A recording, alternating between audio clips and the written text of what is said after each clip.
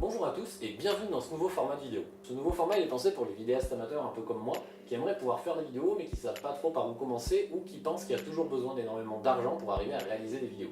Alors j'ai pas la prétention de révolutionner toute l'industrie, il y a déjà énormément de tutoriels qui le font très bien, mais je trouve qu'en France, on manque de vidéastes qui fournissent des astuces totalement gratuites ou extrêmement bas budget pour pouvoir réaliser de la fiction, de la chronique, du vlog, j'en passe et les meilleurs. Du coup on va commencer avec cette première vidéo et je vais essayer de montrer là-dedans que c'est pas forcément des excuses très bien fondées.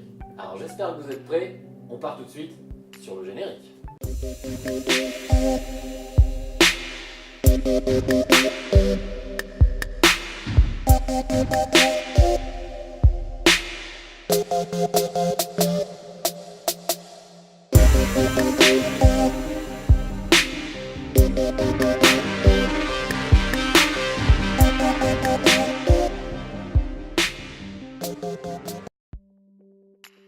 Une des premières excuses que j'ai entendues et qui est sûrement une de mes préférées, c'est j'ai de l'idée, j'ai tout préparé, mais j'ai pas le matériel. Alors je vais pas citer Norman ici en disant que c'est faux, mais vous avez du matériel. Alors j'y reviendrai de manière beaucoup plus détaillée dans la vidéo suivante, mais il y a beaucoup de choses qui filment aujourd'hui et on ne s'en rend pas compte. C'est-à-dire que beaucoup de gens vont par exemple filmer des concerts avec leur smartphone ou les sorties avec les potes et vont même pas penser à s'en servir dès lors qu'il faut réaliser une vidéo. Vous imaginez pas le nombre de personnes qui peuvent faire des vlogs avec des smartphones, des fictions avec des smartphones. Il y a même des festivals qui existent qui vous invitent uniquement à filmer et à prendre le son avec votre smartphone. C'est bien la preuve qu'à un moment, c'est un outil qui est utilisé pour faire de la vidéo. Il y a aussi les petits appareils numériques qui sont assez bas budget qui se transportent dans la poche. Et bien évidemment les fameux réflexes que votre ami photographe a toujours chez lui. Tu sais, on a tous ce pote qui a acheté un appareil photo, qui a voulu s'en servir, puis qui l'a rangé dans un placard 3 semaines après. Vous avez même des cas extrêmes où vous pouvez utiliser une tablette pour filmer, mais ça c'est pas optimal et justement j'expliquerai plus tard. Bref, vous avez de quoi filmer. Vous avez même de quoi prendre du son. Un téléphone portable aussi peut prendre du son. Un appareil photo aussi peut prendre du son. C'est sûr que ce ne sera pas forcément adapté à tous les types de vidéos, j'en ai bien conscience. Mais regardez un petit peu déjà le matériel que vous avez chez vous avant de vouloir penser à investir ou à emprunter du matériel à tout le monde. Et en parlant d'emprunt aussi, même si les gens peuvent ne pas être enclins à vous prêter du matériel parce que ça coûte cher, qu'ils peuvent avoir peur que vous le cassiez et que vous ne puissiez pas le rembourser, ce qui est par exemple mon cas, faut pas non plus hésiter à demander à vos amis. Au pire, vous risquez quoi? Ils vous disent non. Mais admettons, vous voulez faire les choses bien, vous voulez acheter du matériel, ok, on va parler budget. Ce qui me fait une merveilleuse transition pour la deuxième excuse.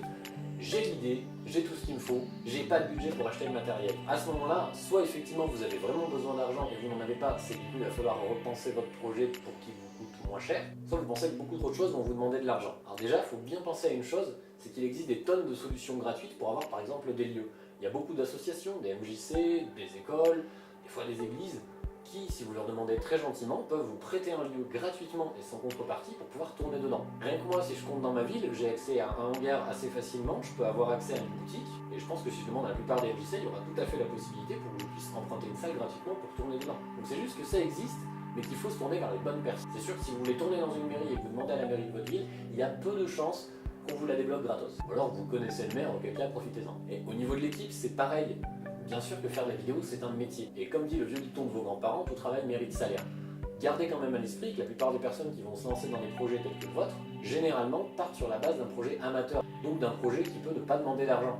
Si tu veux recruter des personnes qui veulent être payées et que tu n'en as pas les moyens, elles ne travailleront pas avec toi, mais il y aura toujours des personnes qui seront prêtes à le faire gratuitement. Ça, c'est quelque chose qu'il faut vraiment bien avoir en tête. Et que ce soit pour prendre le son, pour filmer, pour monter, pour faire de la musique, il y a beaucoup de chances pour que dans votre cercle d'amis proches ou moins proches, vous connaissiez des gens qui soient tout à fait intéressés et qui ont les capacités pour bosser là-dedans. Et si vous leur en parlez pas, si vous ne leur demandez pas, ça ne marchera pas. Il ne faut pas attendre non plus que les relations viennent à vous toutes seules. Il va falloir donner de votre personne et un petit peu de votre temps. Il faut vous dire qu'on vous en voudra jamais de ne pas avoir débauché Vincent Cassel, Emma Watson ou Hans Zimmer sur votre projet. Une fois que l'excuse du budget a été passée, on va pouvoir aller sur la troisième. Je ne sais pas écrire, je ne connais pas d'acteur, je ne connais pas de technicien, etc., etc. Ça rejoint un petit peu ce que je disais dans le numéro 2. Si vous connaissez des gens, mais si vous ne leur demandez pas, ou si vous ne faites pas d'annonce, qu'ils n'entendent pas parler, et bien forcément, vous ne saurez pas avec qui vous pourrez travailler. Je vais partir d'un exemple personnel. C'est que moi, pour mes projets, surtout mes fictions, j'aime beaucoup avoir des musiques qui ne sont pas des musiques libres de droit qu'on trouve sur internet et qu'on trouve notamment de partout sur YouTube. Kevin MacLeod, toujours. Et du coup, un jour, j'en parlais à un ami qui m'a dit que lui faisait de la musique et qu'il était capable de la mettre sur l'ordinateur et d'en créer. Je veux dire, pour moi, ça m'a permis d'avoir une identité sonore qui était unique sur des projets complètement bénévoles. Ce qui a permis au projet sur lequel j'ai travaillé d'avoir une identité sonore qui lui était propre. Et qui du coup par là même se différenciait de ce qu'on retrouvait sur internet ailleurs, en tout cas au niveau musical. Faut pas hésiter non plus à prendre du temps pour tester.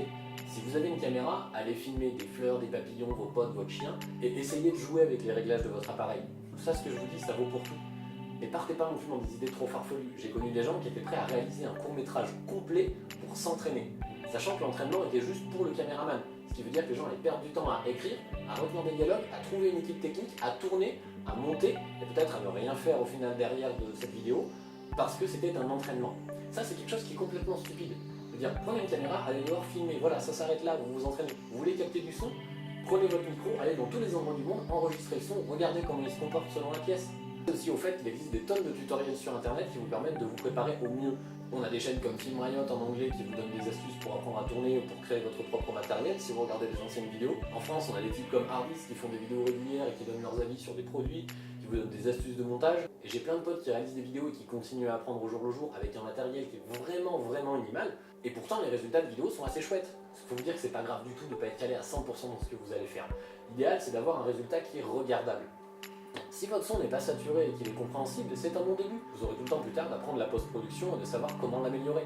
Pareil pour votre image, peut-être que vous n'êtes pas doué en colorimétrie, c'est pas grave, elle est regardable, c'est l'essentiel. Avant de passer à l'excuse suivante, je vais vous montrer là une vidéo que j'ai réalisée il y a 2 ans, c'est-à-dire une vidéo sans aucun matériel et sans aucune formation, à part les quelques tests que j'avais réalisés avant. Vous êtes prêts? C'est parti!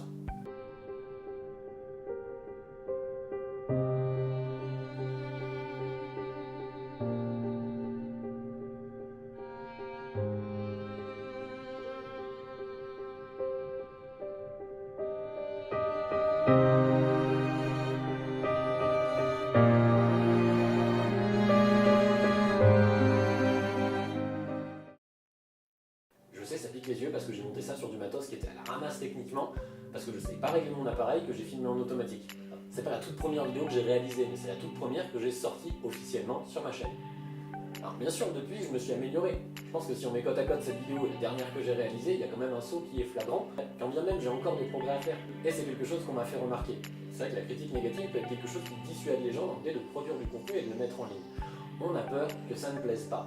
C'est une peur qui est totalement compréhensible. On n'a pas envie d'avoir passé des heures à écrire, à préparer un tournage, à le filmer, à le monter, à le mettre en ligne, pour qu'au final les gens nous disent que c'est nul. Il faut avoir une idée en tête, c'est que si c'est votre premier projet et que vous n'avez quasiment rien fait avant, ce ne sera pas formidable. Ça ne veut pas dire que ce sera nul, ça veut juste dire que vous pourrez faire mieux. Et déjà en prenant les choses comme ça, il y a une grosse différence. Parce que quelque chose qui est nul, ça veut dire qu'il n'y a rien qui est rattrapable dedans. Pouvoir faire mieux, ça veut dire qu'on a déjà acquis certaines bases et qu'on est à même de s'améliorer. D'où l'intérêt de la critique. Je ne suis pas en train de dire que vous allez devoir tout mettre en ligne, non. Par contre, n'hésitez pas à faire tourner ça dans vos cercles d'amis, dans votre famille. Vous aurez toujours quelqu'un qui sera prêt à regarder vos vidéos et à vous faire un retour plus ou moins constructif. Il ne faut pas non plus se contenter des bêtes critiques, c'est bien ou ça n'est pas bien. Quand on s'arrête là, il n'y a pas de détails, on ne sait pas ce qu'on a réussi, on ne sait pas ce qu'on a raté. Moi là-dessus j'ai quand même quelque chose à répondre. J'ai un ami qui m'a dit ça et je trouve que c'est assez vrai. On pourra reprocher à une personne la qualité de son travail si on estime qu'il est mal fait. Par contre, ce qu'on ne pourra pas lui reprocher, c'est d'avoir mené son projet à bien. Parce que quand on met une vidéo sur internet à la portée de tous, on est déjà allé bien plus loin que beaucoup d'autres qui n'en feront jamais. Parce que du coup, on peut le voir comme un but à atteindre, même s'il faut aussi prendre en compte qu'à un moment, on doit fournir un contenu de qualité si on veut que ça puisse plaire et j'en passe et des meilleurs. Passons maintenant au point numéro 5, l'excuse du « je n'ai pas le temps ». À ce moment-là, il y a 2 possibilités. Soit vous avez vraiment pas le temps, et à ce moment-là, vous êtes complètement con de vous lancer dans un projet de création de vidéo, soit vous l'avez, mais vous ne voulez pas le prendre. C'est une passion comme une autre. Il y en a qui aiment faire du sport, il y en a qui aiment faire du tricot, il y en a qui aiment faire de la randonnée. Et faire la vidéo, c'est une passion qui est excessivement chronophage. Encore plus quand on travaille tout seul. Mais il faut vous le donner, ce temps-là. Bien sûr que si vous travaillez, si vous étudiez, si vous êtes en période de partiel, ou que vous avez l'habitude de bouger tout le temps, quand vous rentrez chez vous, vous avez souvent qu'une seule envie, c'est de vous poser. Rien ne vous empêche de le faire. Il ne faut pas non plus vous forcer à faire des vidéos tous les soirs impérativement. Prenez votre temps, prenez le temps que vous jugez nécessaire. C'est très facile de remettre à demain, et le pire c'est quand on se rend compte qu'on a passé la soirée à ne rien faire, alors qu'on aurait pu bosser sur un de nos projets et donc l'avancer. Trouvez le temps, faites-le quand vous pouvez, faites-le où vous pouvez, mais trouvez le temps et prenez-le. Si votre vidéo doit mettre 3 ans à sortir, elle mettra 3 ans à sortir. Ne vous forcez pas non plus à aller trop vite, au risque d'impacter la qualité du résultat final. Réalisez juste que le temps, généralement, vous l'avez et que c'est à vous de le trouver. Maintenant que ces choses sont dites, je n'ai plus rien à ajouter. On commencera à voir les détails techniques dans la prochaine vidéo. C'est vrai que j'ai l'impression d'avoir plus râlé qu'autre chose, mais je me dis qu'en même temps, si ça peut donner la motivation à certains ou certaines de réaliser des vidéos, c'est toujours ça de prix. Pour citer un de mes réalisateurs favoris, le cinéma, c'est l'écriture dont l'encre est la lumière.